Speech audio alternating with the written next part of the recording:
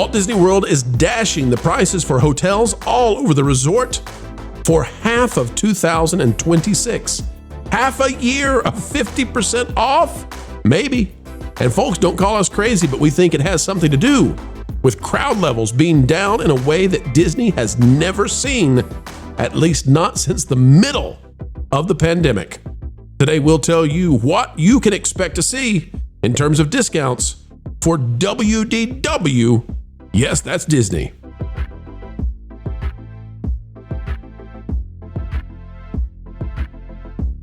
Ladies and gentlemen, boys and girls, welcome back to the Pro Channel. And that's the kind of language they don't allow at Disney World, but we still use it here. We like it, right? You like it. It's normal. It's what we used all throughout human history. How dare us? Well, folks, as we dive in, we're going to explain why the crowds are gone and just how much Disney is ready to drive down their hotel prices to try to get families back. Get ready. We've never seen anything like this. Click the like button. We'll explain. Here we go. All right, folks, take a look at this out of thatparkplace.com. Disney World slashes family vacation prices by $1,000 and more for 2026 in sign of aggressive need for customers. This is not like anything you've seen before. Disney World is driving the cost of hotel reservations for normal family vacations down by more than $1,000 through half of all of 2026. Disney doesn't typically offer flat high-dollar discounts at its premier resorts unless it believes it absolutely must. A $250 night discount at deluxe level resorts? What? Is a bold move, Cotton. You better believe it. Notes from Neverland says, discount alert, there's some new Disney World hotel discounts for spring 2026. Folks, it's not just spring 2026, even if Blog Mickey says the same thing. Why? Well, take a look at this. For spring, they say, for spring, $250 off per night on a 4-night, 4-day room and ticket package. 25% off on rooms this spring. Annual pass holders get 35%, and Florida residents get 30% off. But ladies and gentlemen, looky what we found. When is it in effect? February 22nd to July 25th. You know, Culture, I'm sorry, is July in the spring these days? Have I missed something? Well, based on no. That's right. And February seems to me to be, let me see, what is the word? Winter. Yeah. But are you surprised? I think I said this. We talked on Monday. I think was it Monday or Tuesday? Yesterday. We talked yesterday and I said, Disney in trouble when they start dropping the discounts right away. Well, look at this. Look at this, Culture. You ready for this one? It gets even bigger. Yeah. It turns out that it says other savings are available for stays, which is basically the same savings. Most Sundays through Thursdays, starting January 4th and running all the way until that February date. Ooh. Do you know what that means, Culture? That means that except for Fridays and Saturdays, this deal is running for 7 months in 2026. Teacher, do you know what that that mirrors almost exactly? Please tell me. DVC dates for the maximum points that they charge. Oh. I'm just saying, because they charge the maximum points to DVC members on, I'm sorry, what were those days again of the week? January 4th through forever. No. But it's like they charge a lot of money for Fridays and Saturdays. For Fridays and Saturdays? Yeah. They charge a lot of points for Fridays and Saturdays. Oh, I see. I'm just saying. Let me show you this, Culture. Yeah. Disney World for 2 days in a row had a wait factor of 0. I didn't even know it would go this low on thrillData.com. Yeah, I know. We saw that. I was amazed. 2,227 is where it ranks out of 2,322 days. I'm going to say that it's beating the days they were closed for the pandemic and for hurricanes. But if you go down here, Culture, this is what's amazing. This is the way October is starting. You all know that Magic Kingdom and all of these parks have had a real bad last 3 months. Yet for the start of October, Magic Kingdom dropped 5%. Epcot is down 32%. Hollywood Studios is down 24%. And in the month of October, Animal Kingdom has started off 45% lower in attendance. This is insane. This, I believe is why they are having to discount the hotel rooms. And let me just say this, Culture. If they're dropping it by $250 a night, The average starting price for a Grand Floridian hotel room is about $600. Okay, and I only have one question, Pro, because Yes. everybody else here is, brilliant and genius, and I only want to interrupt you one more time. What's the quarterly going to sound like for the parks? Here's what I think they're doing, Culture. They are trying to get occupancy rates at this point. It's all about occupancy rates, and then they're going to try to make the money back by upcharging everything once you're inside the parks. But they've got to get people to the theme parks to then extricate every single dollar they can from people's wallets. But I've never seen anything like this. And I'll go to Ron on this. Ron, you're an expert on Disney World. I've never seen them offer what basically is like a 40% discount for Grand Floridian. Okay. And probably even a steeper percentage discount for some of the other hotels. I've never seen anything like this where they're doing it for 7 months. Yeah, it's crazy. I wish they were doing it right now for Grand Floridian, because that place is a construction zone. You walk in the lobby of Grand Floridian right now, and all you're going to see is construction. Literally, the entire lobby is being refurbished, yet they're still using it. Sections of it where cast members sit down with guests to get them checked in or whatever, but it's very, very strange. And I was out at the resort today, and it is sparsely populated, especially for October. Food and wine at Epcot, it's not what it used to be. The Communicore Hall is undecorated again. It's completely blank. It's and the weird thing is, when you look at the dates of those discounts, one of the busiest times, the second busiest time traditionally of the year, is in those discounts, and that second busiest time is spring break. So this is today. That's actually earlier today, and that is at the Magic Kingdom. Do you see how few people? And by the way, this is 3:30 in the afternoon that I got this shot. There's not that many people walking around the main hub at 3:30 in the afternoon, and the few people that you do see going down Main Street were gathered around the Dapper Dans. There's nothing going on other than construction walls. I've also never seen the sheer number of construction walls at Walt Disney World as what I've seen in the past. This was a few weeks ago. Now there's construction walls up blocking all of this view.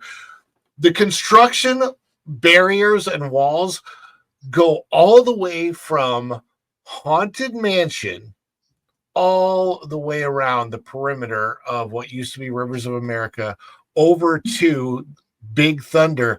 That has to be, I want to say, approximately 1,200 feet or 4 football field lengths, maybe even 5, of construction walls at the Magic Kingdom. That's not very green, Disney. That's not very green. You're using a lot of dead trees to do that. Hey, Ron, what do you make of the? We've taken some criticism, and I don't want to put you on the spot. You can defer if you want to, but we've taken some criticism recently from some channels out there saying that we're lying about how empty the parks are. You're in the parks just about every day. What are you seeing? What are your takes on? I know you'll speak honestly to this. What's it like? So what? Okay, it's very, very similar, and I'm not kidding about this. It's similar to the way it was during the limited guest capacity of the pandemic. So when they reopened the parks in July and August of 2020, there was absolutely nobody. I mean, it was just nothing. I would say this was like January 2021. They were still limiting capacity. The parks had been reopened for about 6 months, but they're just, I mean, if you look at these shots, these are from today. These shots are from today. Do you see how many people are in these shots? That's literally how it is right now. Ron, when are you going back to the parks the next time? I'm not 100% sure. Sometime probably this week or next week. Okay. Let me put it this way: if you don't care about the construction walls and you're local or whatever, and you've seen Disney before, not a bad time to go. But do not buy Lightning Lane. You do not need it. That is it's a total waste of money. Kevin, what do you think about Disney discounting for 7 months? And maybe they'll just discount the whole year. It's kind of like Hobby Lobby. At Hobby Lobby, they rotate what's 50% off in the store, except Disney just said, hey, what if we just do that for the whole darn thing and we never stop? Hey, who knew there would be consequences for making sure that not all the horses jump, that not all the lights blink, and that the paint stays chipped, and that we were going to outprice the blue-collar family who was the backbone of the company. Who knew? Who knew there'd be negative consequences? I didn't see it coming. Certainly Mr. Iger didn't see it coming. So I'm shocked. My mind is blown that these parks are empty. This is a travesty of the highest order, and people have apparently lost their flipping minds. No, they have to discount. They have devalued themselves to the point that they have no value. They're begging people. At this point, it's we'll give you tickets for food at this point at Disney World. They've earned this. I listen. I know that we should not celebrate in the misery of others, but the Schadenfreude is epic. It has been earned, and I love it every time this comes up because they refuse to learn the lesson. Right now, they are the SpongeBob meme. How many times do I have to teach you this lesson, old man, before you decide to make changes? I don't know. It was more important to make sure that adults, that grown adults could drink, as opposed to making sure that my kid could go there and have fun and me not have to take out 6 loans to do it. So, good job, Mr. Iger. You've done a bang-up job. I can't wait to read about you in history books in 15 years. I'm just going to tell you, the plan is to drop those hotels, get people to go over there, and they're going to crank the prices up. And I think it's going to happen in days. You're going to find out how much those prices are going to be cranked up. We are anticipating that the prices to go into Disney are going to increase like daily per person. If you want to get Lightning Lane Premier, or not Lightning Lane Premier, if you want to get Lightning Lane passes plus tickets, we are now anticipating that in 2026, it's going to be something like $300 per person per day when you include taxes.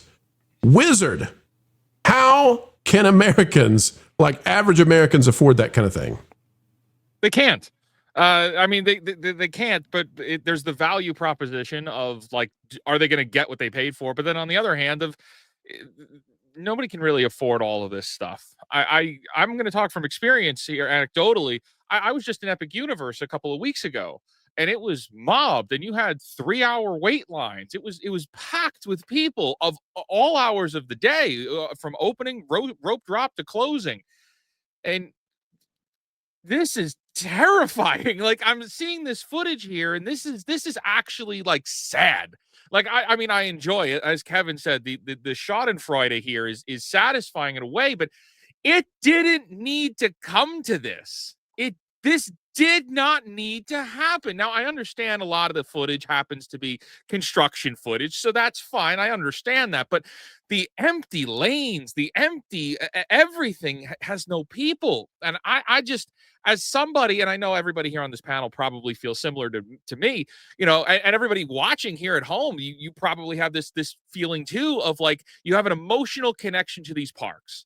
And what they have done is destroyed that.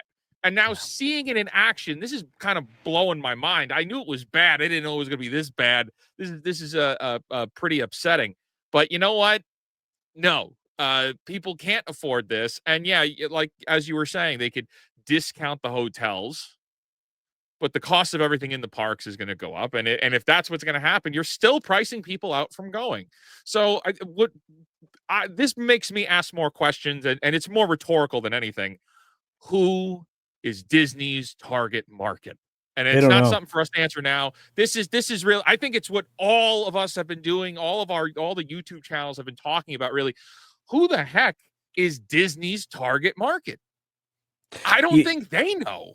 Well, and you know what? You bring up an interesting question, because I think our friends over at one of the financial magazines, newspapers, whatever you want to call them, is had the same question. Disney's unaffordable for middle America. Nobody can afford to go there.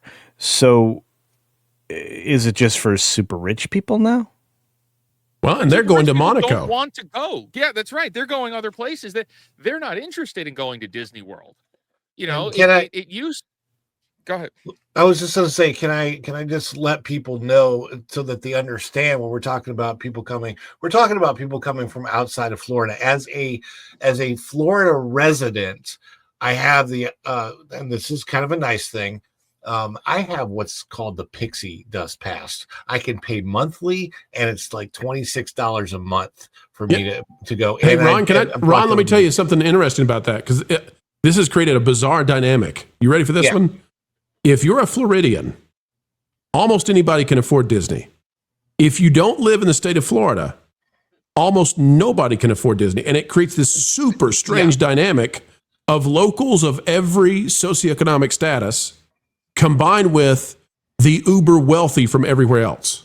You're totally correct. And I see it when I'm out there, because you can tell, like, you can literally spot a Floridian and a pass holder so easily. And the guests I was talking to today, for example, were from New Jersey. A whole different deal for them, complaining about, my gosh, how much money they spent, had to come here from New Jersey, upset that there's construction walls everywhere. And it's very, very different, right? Because they're paying thousands and thousands and thousands of dollars just to get down here, stay in a Disney hotel, go to the resorts, having to pay extra for lightning lanes, not being able to get the rides they want on Lightning Lane because they didn't get the Premier Pass. And it's the guests that are coming from a distance this is creating a frustration with them that they might block Disney. They might use Universal as an alternative. It really is creating a massively changing paradigm shift from the way the parks were just 10 years ago, or really even just back in 2019. Yeah, it's getting to the point now where if people want to go to Disney World, what they really need to do is just buy a little storage unit and claim that as their Florida residence. And then they can afford to go to Disney. I'm kidding. Bob, don't come after us, okay? And that's a wrap, ladies and gentlemen. We are done for now, but don't worry. Do not fret. Not yet, for more content is still coming your way 4 times a day right here on the Pro Channel. What a joy it has been to share our time with you. We hope you feel the same. Adding value to your every single day is our job here, and we take it very seriously. Folks, the only thing we ask in return is that you consider clicking that like button. Share, subscribe, click it, stick it to those algorithms. It's the notification bell.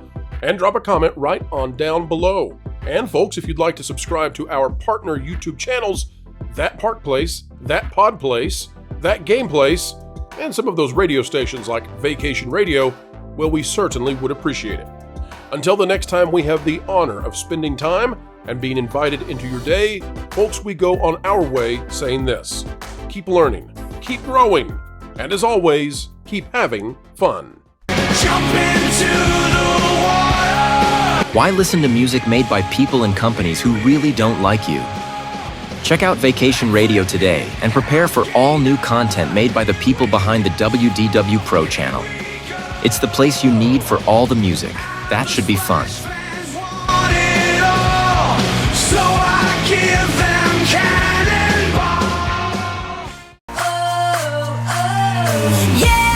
Hundreds of songs, every genre you can imagine. Listen live on YouTube and enjoy a set list that's always sunny. It's Vacation Radio.